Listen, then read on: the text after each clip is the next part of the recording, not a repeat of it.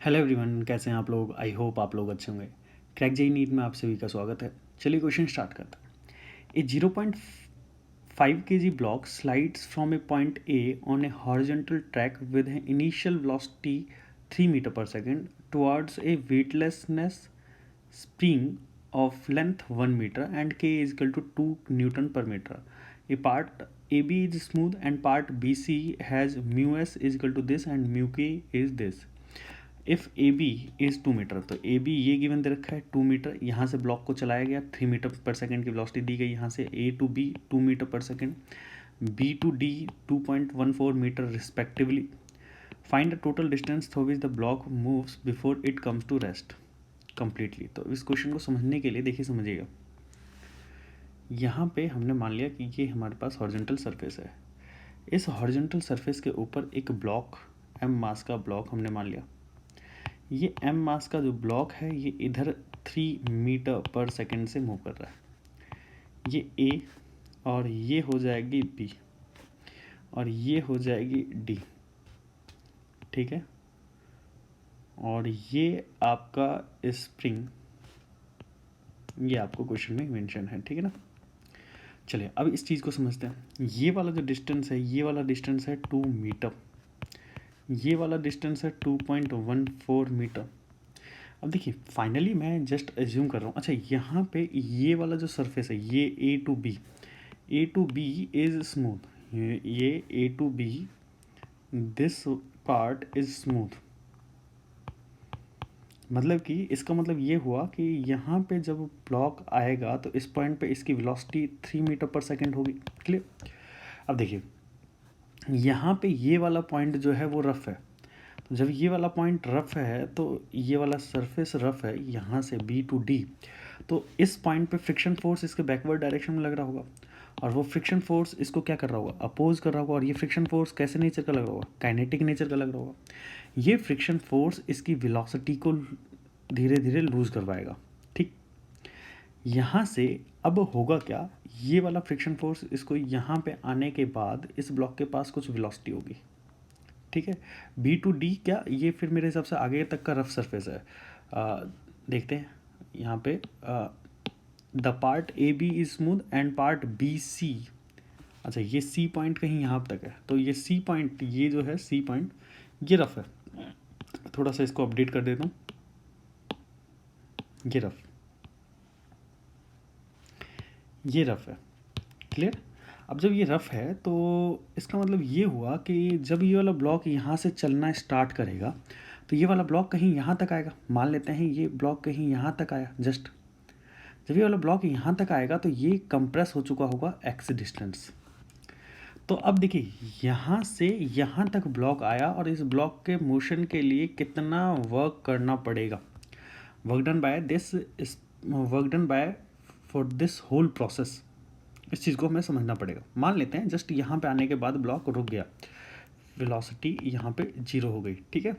तो इस चीज़ को आपको समझना पड़ेगा कि कितना कंप्रेशन हुआ एक्चुअल में. यहाँ पे हम देखते हैं, मान लेते हैं जब ये वाला ब्लॉक यहाँ से यहाँ जा रहा था तो initially at this instant block just रुका.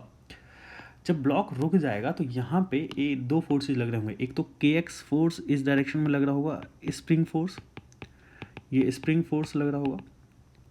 और इस डायरेक्शन में, इसके जस्ट अपोजिट डायरेक्शन में एक फ्रिक्शन फोर्स अपोजिट डायरेक्शन में लग रहा होगा. ये फ्रिक्शन फोर्स जस्ट क्योंकि ब्लॉक रुक गया है तो स्टैटिक नेचर का लगेगा. क्लियर. क्योंकि अगर ये फ्रिक्शन नहीं लग रहा होता तो ये वाला ब्लॉक इसको मूव कराने की कोशिश कर रहा होता. At this instant block just रुका है तो स्टैटिक फ्रिक्शन की वैल्यू लग रही होगी.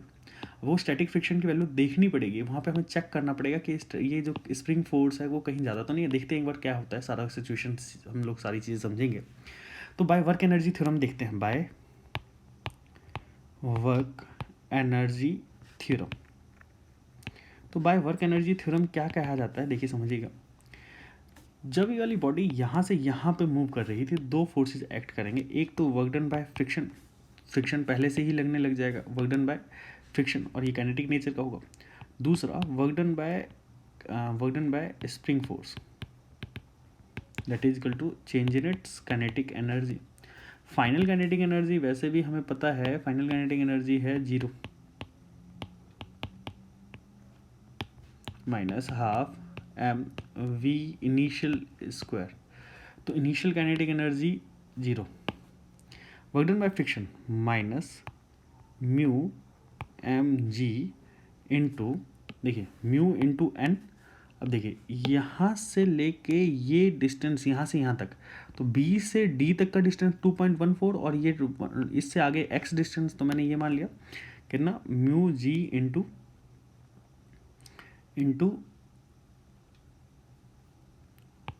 2.4 प्लस एक्स में लिख सकता हूँ, ये लिख सकता हूँ, यही वर्क डन हुआ। अच्छा, work done by spring force, अब देखिए माइनस हाफ के एक्स स्क्वायर लिख सकता हूँ। ये सारी चीज़ें आपको समझ में आ गई होगी। अब देखिए minus half M V initial की वैल्यू कितनी हो जाएगी 3 का स्क्वायर,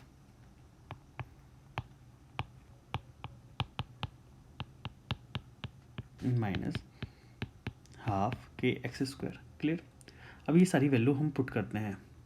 यहाँ पे क्या क्या चीज़ है, m की वैल्यू जो दे रखी है वो है m की वैल्यू हमारे पास, m की वैल्यू है 1/2 kg, ठीक है। Horizontal tank with speed, initial speed 3 metre पर सेकेंड, लेंथ 1 मीटर,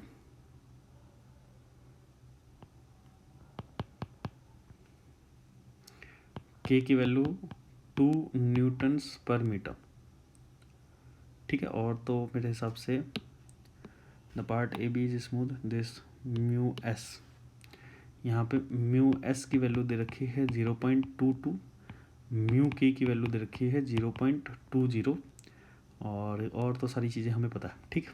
तो ये सारी टर्म्स हमें गिवन दी गई है, ठीक है। मैं इसको कॉपी कर लेता हूँ।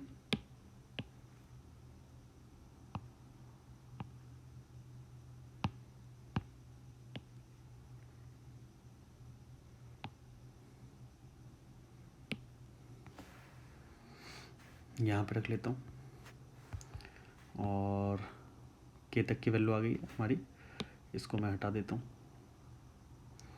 और म्यू एस और म्यू के की वैल्यू मैं यहाँ से उठा के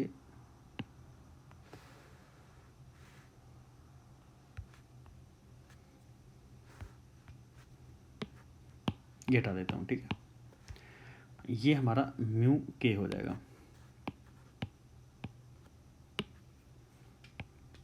ये म्यू के हो जाएगा। क्लियर। तो ये सारी टर्म्स हमने वैल्यू पुट करने के लिए रखनी है। अब देखिए अगर आप थोड़ा सा ध्यान से देखें तो माइनस म्यू की वैल्यू कितनी है यहाँ पे, म्यू यहाँ पे क्योंकि काइनेटिक फ्रिक्शन लग रहा है तो ये म्यू के लेना पड़ेगा, तो 0.201/5 ले लेंगे हम लोग।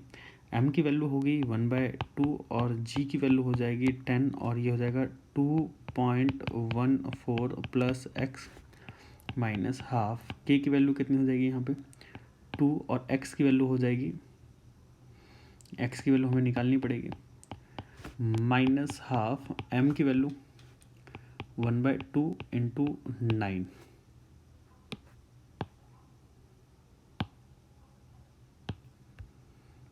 ठीक है। ये सारी चीज़ें हमें समझ में आती है।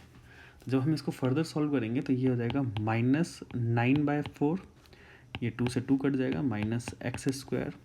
जब हम इसको फर्दर सॉल्व करेंगे तो ये 10 से ही कट जाएगा, -2.14 माइनस एक्स, ये हो जाएगा, ये हो जाएगा, ठीक है। तो जब हम इसको फर्दर सॉल्व करेंगे तो ये आ जाएगा, सारी माइनस का इनको कट कर देते हैं, X square plus X plus 2.14 और ये -9/4 that is equal to 0, X square plus X, और जब इसको फर्दर सॉल्व करेंगे 2.14 माइनस 2.2 और ये 5 डेट इज इक्वल टू 0। जब हम फर्दर इसको सॉल्व करेंगे 2.25 ये माइनस का हो जाएगा, एक्स स्क्वायर यह आ जाएगा x square plus X plus नहीं माइनस ये आ जाएगा 0.11 डेट इज इक्वल टू 0। जब हम इसको फर्दर सॉल्व करेंगे तो x की वैल्यू हो जाती है यहाँ पे 0.1 मीटर। जब हम इसको फर्दर सॉल्व करेंगे इस क्वाड्रेटिक इक्वेशन को तो x की वैल्यू हमारे पास आ जाती है, ठीक है ना। मैं एक और एक्स्ट्रा पेज ऐड कर देता हूँ यहाँ पे।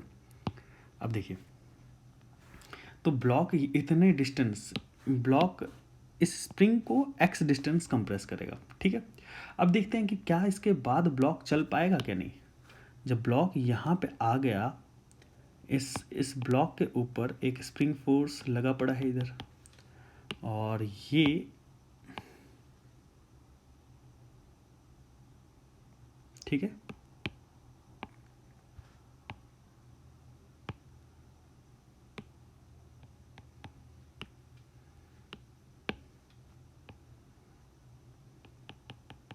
ठीक, ये m मास का ब्लॉक, ये के एक्स फोर्स लग रहा है इधर। जब ये ब्लॉक रुक गया है तो यहाँ पे फ्रिक्शन हमें चेक करना पड़ेगा कि ये फ्रिक्शन कितना है। स्टैटिक अगर रुका हुआ है तो स्टैटिक फ्रिक्शन लगना चाहिए, ठीक है। तो अभी ये चेक करना पड़ेगा कि के एक्स, इफ के एक्स फोर्स की वैल्यू निकालते हैं। नाउ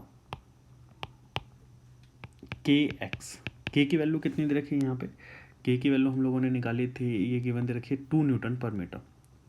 तो 2 न्यूटन इंटू एक्स की वैल्यू 0.1, और जब हम इसको फर्दर सॉल्व करेंगे तो यहाँ पे 1/5 के एक्स की वैल्यू आ जाती है 0.2 न्यूटन। इतना फोर्स लग रहा है। This is the spring force, this is the spring force, clear. अब देखिए ये जो स्प्रिंग फोर्स है, दिस स्प्रिंग फोर्स, ये जो स्प्रिंग फोर्स लग रहा है, ये स्प्रिंग फोर्स की वैल्यू लिमिटिंग फ्रिक्शन से कम है या ज़्यादा है। Check F spring force is greater than or less than limiting friction. तो एफ आर लिमिटिंग निकाल लेता हूँ मैं यहाँ पे। तो एफ आर लिमिटिंग की वैल्यू अगर मैं चेक करता हूँ, mu S into N, mu S की वैल्यू हो जाती है 0.22, ये क्वेश्चन में मेंशन कर रखा है, ये रहा, ठीक है। और एन की वैल्यू इस ब्लॉक की बात करता हूँ तो एन की वैल्यू ब्लॉक की 1/2 kg, तो ये हो जाएगा इंटू 1/2 जी की वैल्यू 10, ठीक है, ये हो जाएगा। तो ये पॉइंट हटा देंगे, है ना, ये हट जाएगा। और जब हम इसको सॉल्व करेंगे तो ये 11/10 और ये आ जाएगा 1.1 न्यूटन। तो ये लिमिटिंग फ्रिक्शन की वैल्यू 1.1 न्यूटन। तो जो ये स्प्रिंग फोर्स है ये इस फ्रिक्शन के ओवरकम को ओवरकम नहीं कर पाएगा, मतलब कि ब्रेक नहीं कर पाएगा फ्रिक्शन बॉन्ड को, ठीक है ना। तो ब्रेक नहीं कर पाएगा तो ये ब्लॉक चलेगा नहीं, ये वाला ब्लॉक चलेगा नहीं। तो because F spring is the driving force. F spring is less than FR limiting, so static friction is acting on this block. Simple सी बात है कि क्योंकि स्प्रिंग फोर्स जो है वो लिमिटिंग फ्रिक्शन को ओवरकम कर ही नहीं पा रहा। जब स्प्रिंग फोर्स लिमिटिंग फ्रिक्शन को ओवरकम नहीं कर पा रहा तो ये वाला ब्लॉक चल नहीं पाएगा। तो और यहाँ पे लगने वाला फ्रिक्शन कौन सा नेचर का आ जाएगा, ये आ जाएगा स्टैटिक नेचर का आएगा, ठीक है। तो ये वाला मैं ये डायग्राम को कॉपी करके ये फिर से बना देता हूँ यहाँ पे। तो ये वाला जो फ्रिक्शन लग रहा होगा यहाँ पे स्टैटिक नेचर का फ्रिक्शन लग रहा होगा, क्लियर, ये स्टैटिक नेचर का लगेगा फ्रिक्शन, क्लियर। अभी इतनी बात हमें समझ आती है, ठीक। अब देखिए जब ये सारी चीज़ें हमें समझ में आ जाती है तो अब डिस्टेंस कितना ट्रैवल किया गया। तो टोटल डिस्टेंस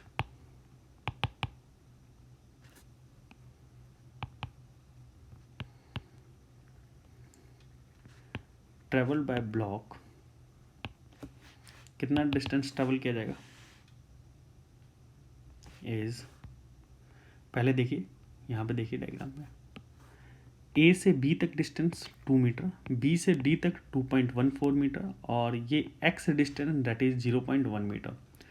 तो यहाँ पे टोटल डिस्टेंस जो होगा वो हो जाएगा A B plus B D और plus X distance, this is the total distance.